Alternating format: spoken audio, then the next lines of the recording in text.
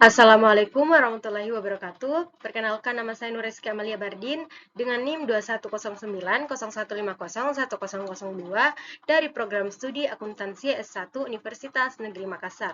Di sini saya akan menjelaskan mengenai akuntansi perpajakan pada bab 9 yaitu ekuitas.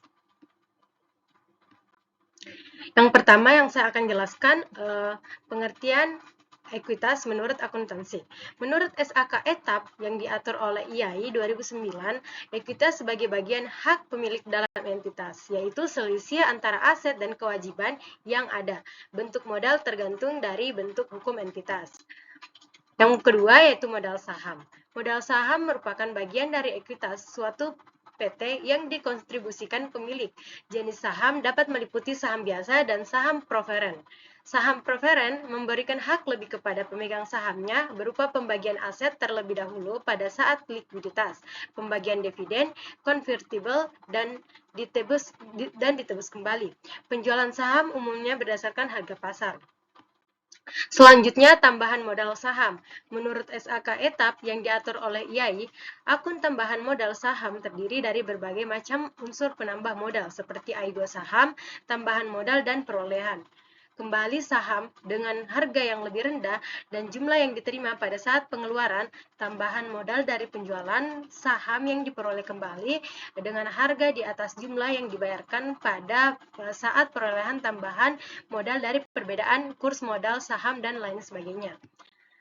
Selanjutnya ada saldo laba. Saldo laba adalah laba yang dikumpulkan setelah dipotong PPh sehingga menurut akuntansi komersial lab ini tidak boleh dibebani atau dikredit dengan pos-pos yang seharusnya diperhitungkan pada perhitungan laba rugi tahun berjalan. Pembayaran laba yang bersumber dari saldo laba tidak diperkenankan sebagai biaya untuk tahun buku berikutnya.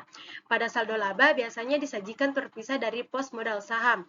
Biasanya saldo laba disediakan untuk dibagikan sebagai dividen. Namun apabila dianggap perlu, maka saldo laba dapat dicadangkan untuk keperluan lain, seperti untuk ekspansi perusahaan sehingga tidak seluruh saldo laba didistribusikan. Selanjutnya, menurut perpajakan. Dalam perpajakan, penjualan saham kepada pihak ketiga yang dilakukan di Bursa Efek akan dikenakan PPh yang bersifat final. Berdasarkan PP 14 tahun 1997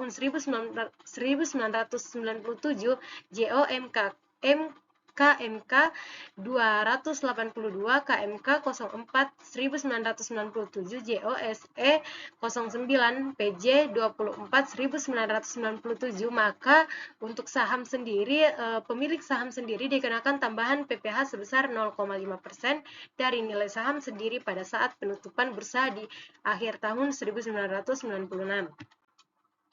Selanjutnya jadi total PPh yang dikenakan adalah 0,6% dari nilai saham perusahaan. Dalam hal ini, saham perusahaan diperdagangkan di Bursa Efek setelah 1 Januari 1997. Maka nilai saham ditetapkan sebesar harga saham pada saat penawaran umum perdana. Saat terutannya atau pemotong PPh 23/26 ataupun PPh final atas pembayaran dividen atau bagian keuntungan dari PT dalam negeri. Dengan ini disampaikan penegasan yaitu sebagai berikut. Bagi PT yang tertutup saat terutannya PPh 23/26 ataupun PPh final ialah pada saat disediakan untuk dibayarkan, yaitu pada saat pembagian dividen diumumkan atau ditentukan dalam rapat umum pemegang saham tahunan. Yang kedua, bagi PT yang terbuka, kewajiban perusahaan untuk memotong PPh 23 atau 26 ataupun PPh final baru timbul pada tanggal penentuan kepemilikan pemegang saham yang berhak atas dividen recording atau recording date. Demikian hasil penjelasan dari saya. Lebih dan kurangnya mohon dimaafkan. Wabillahi taufiq wal hidayah. Assalamualaikum warahmatullahi wabarakatuh.